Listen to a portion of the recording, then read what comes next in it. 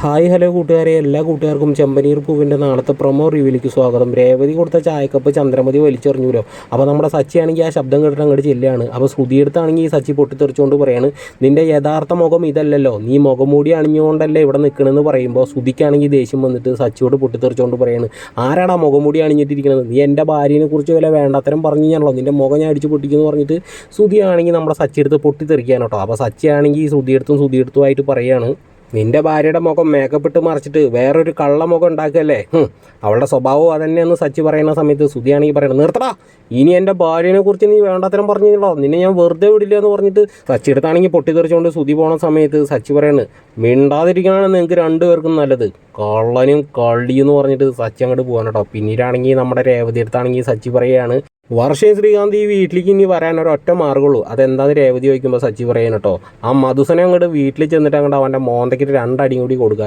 എന്നിട്ട് നമ്മുടെ വർഷേനെയും ശ്രീകാന്തിനെ അങ്ങോട്ട് വിളിച്ചിട്ട് കൊണ്ടുവരാമെന്ന് പറയാൻ കേട്ടോ. അപ്പോൾ രേവതി ആ വായ അങ്ങോട്ട് പോത്തുണ്ട്, ഇനി നിങ്ങൾ കൂടുതൽ പറയണ്ട, എന്താ പറയാൻ പോകുന്നത് എനിക്കറിയാമെന്ന് പറയാൻ കേട്ടോ സുഹൃത്തുക്കൾ. അപ്പോൾ എല്ലാവർക്കും ഒരു പ്രൊമോ റിവ്യൂ ഇഷ്ടമാണെങ്കിൽ ഒന്ന് ലൈക്ക് അടിക്കുക. ആരും അങ്ങനെ ലൈക്ക് അടിക്കുന്നില്ല, എല്ലാവരും ഒന്ന് ലൈക്ക് അടിച്ചൊന്ന് ചെമ്പനീർ പൂവിനെ ഒന്ന് ഹൈ ലെവലിലേക്ക് എത്തിക്കുക.